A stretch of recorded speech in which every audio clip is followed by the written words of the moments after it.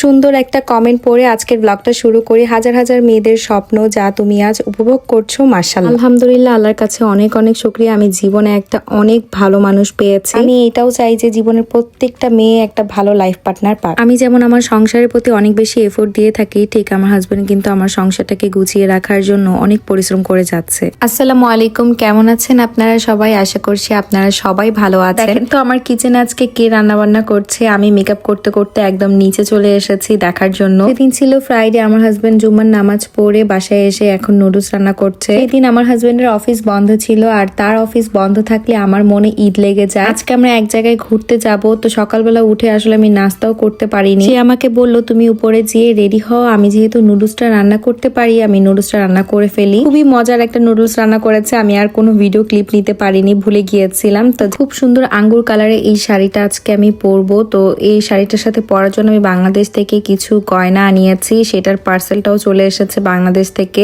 একই পেজ থেকে আমি 3টার মতন গয়না নিয়েছি, আর এই দুইটা হচ্ছে আমার শাড়ির সাথে ম্যাচিং হচ্ছিল। আমি আসলে কনফিউজড হয়ে যাই যে আমি কোনটা পরবো, দুইটাই বের করে দেখছিলাম। ফার্স্টে আরেকটা পরেছিলাম, তারপরে দেখলাম যে এই জুয়েলারিটা আমার শাড়ির সাথে খুবই সুন্দর লাগছে। এই টাইপের ম্যাক্সিমাম জুয়েলারি আমি নিজেই পারচেস করে থাকি, এগুলো কোনো পিয়ারের জুয়েলারি ছিল না। এটার সাথে ম্যাচিং চুড়িও ছিল, তো চুড়িও ম্যাচিং করে পরে নিলাম। এই যে পিছনে দেখেন সেও পরে আসছে, আর সেও কিন্তু আমার সাথে আজকে ম্যাচিং করে শার্ট পরেছে। আমাদের জামাই বোর আসলে একটু ম্যাচিং করে পরতে অনেক বেশি ভালোই লাগে। আজকে কিন্তু আমরা একা ঘুরতে যাচ্ছি না, ইলাপুরা আর আমরা একসাথে ঘুরতে যাচ্ছি। নেলস লাগাতে ভুলে গিয়েছিলাম, দেন গাড়িতে বসেই হচ্ছে আমি নেলসটা আমার হাতে লাগিয়ে নিয়েছি। নেলসটা একটা ফেসবুক পেজ থেকে নেওয়া হয়েছে, আমি অবশ্যই পেজটা মেনশন করে দিব। তাদের পেজে অনেক সুন্দর সুন্দর নেলস আছে। ড্রেস শাড়ির সাথে আমি অনেকগুলো নেলস আমি আনিয়ে রেখেছি বাংলাদেশ থেকে। আমরা টোকিওতে খুবই সুন্দর একটা জায়গায় ঘুরতে যাচ্ছি। অলরেডি কিন্তু আমরা এই জায়গায় একবার ঘুরে এসেছি, তাও ভাবলাম যে আবার সেখানে যাই, কারণ জায়গাটা খুবই সুন্দর। ইলাপু আর ভাইয়াও দুইজনই ম্যাচিং করে এসেছিল, দুইজনকে খুবই সুন্দর লাগছিল। আমার কাছে মনে হয় আমাদের এই 4 জনের কম্বিনেশনটাই আসলে বেস্ট। আপনাদের কাছে আমাদের এই 4 জনকে কেমন লাগে অবশ্যই কমেন্ট করে জানাবেন। আজকে আমরা টোকিওর যে হোটেলটাতে এসেছি, এই হোটেলটার নেম হচ্ছে হোটেল গাজুয়েন, আর এই হোটেলটার মধ্যে আবার কিছু ক্যাফে আছে, কিছু রেস্টুরেন্ট আছে। আজকে আমরা হচ্ছে ক্যাফে পান্দোরাতে যাব। এই ক্যাফেটা অনেক সুন্দর, লাস্ট আমরা 1 বছর আগে এই জায়গাতে এসেছিলাম, আবার এসে অনেক বেশি ভালো লাগছিল, যেহেতু আজকে আমরা খুবই সুন্দর একটা লুক নিয়ে এসেছি সবাই। আগে বলেন আমার এই শাড়িটা আপনাদের কাছে কেমন লাগলো? একদম লাক্সারি একটা শাড়ি, আপনারা যে কোনো ওকেশনের জন্য এই শাড়িটা নিয়ে নিতে পারেন। শাড়িটা কিন্তু পিওর মাসলিনের উপর হেভি কারচুপি কাজ পেয়ে যাবেন। আর এই শাড়িটা আমরা নিয়েছি হচ্ছে দুই কন্যা ফেসবুক পেজ থেকে। আমার পরা ইলাপুর পরা দুইজনের শাড়ি কিন্তু আপনারা সেম পেজে আজকে পেয়ে যাবেন। আমরা আসলে এক জায়গায় দুইবার কখনো যাই না।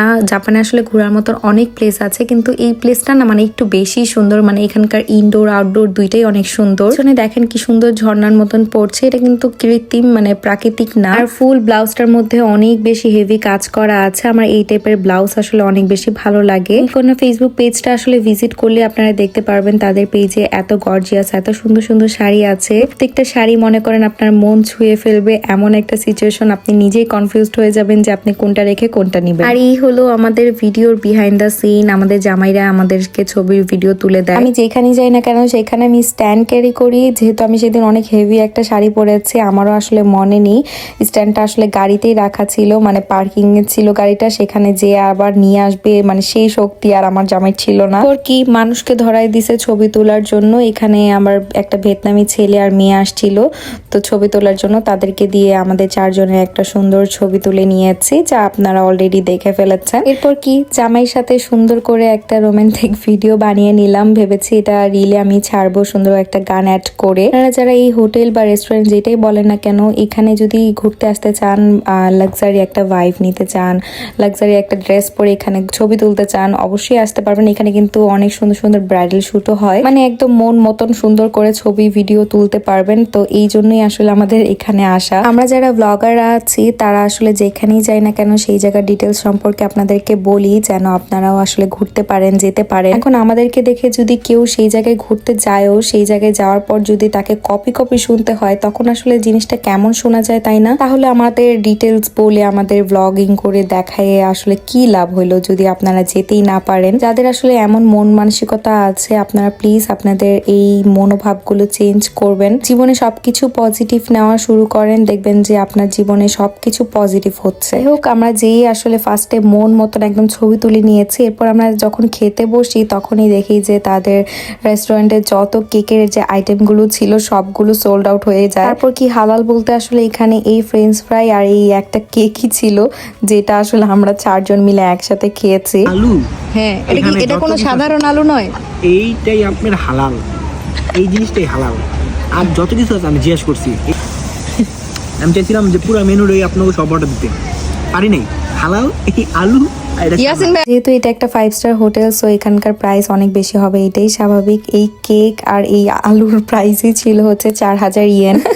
আসল কথা হচ্ছে আমরা ছবি তুলে আমাদের অলরেডি পেট ভরিয়ে ফেলেছি। এরপর আমরা সেখান থেকে বের হয়ে যাচ্ছিলাম, আর নিচে একটা ওয়াশরুম আছে। তারপরে ভাবলাম যে না, শাড়িটা চেঞ্জ করে ফেলি, কারণ এত ওয়েটের শাড়ি এতক্ষণ পরে থাকা একটু কষ্টের। যেহেতু শাড়িগুলো অনেক হেভি কাজ করা থাকে, এগুলোর ওয়েট কিন্তু ভালোই আছে। সাথে আমার একটা ড্রেস নিয়ে গিয়েছিলাম, আমার হাজবেন্ডও চেঞ্জ করে নিয়েছে, একদম কমফোর্টেবল একটা সুন্দর 3 পিস পরে নিয়েছি। আমাদের আবার ডিনারে আজকে আবার দাওয়াতও আছে একখানে, তো সেইখানে আজকে আবার ডিনার করতে যাব। আমার হাজবেন্ডের ফ্রেন্ড রাহাত ভাইয়াদের বাসায় চলে এসেছিলাম, সেখানে এসে দেখি যে ভাবি আমাদের জন্য কত কিছু আয়োজন করেছে। যেহেতু সে একটু ক্যামেরার সামনে আসতে পছন্দ করে না, এই জন্য তাকে আর ভিডিও করা হয়নি, কিন্তু তার হাতের মজাদার সেই রান্নাগুলোর ভিডিও করেছি। সে খুবই মজার কিছু আইটেম রান্না করেছিল, যা আপনারা টেবিলে দেখতেই পাচ্ছেন। একদম সবকিছু চাইনিজ আইটেম ছিল, আর প্রত্যেকটা খাবার আমি কি বলবো আপনাদেরকে ভাষায় প্রকাশ করতে পারবো না, এত মজা হয়েছে। এত কিছু খাবারের পর দেখলাম সে হচ্ছে আমাদের জন্য ডেজার্ট নিয়ে এসেছে।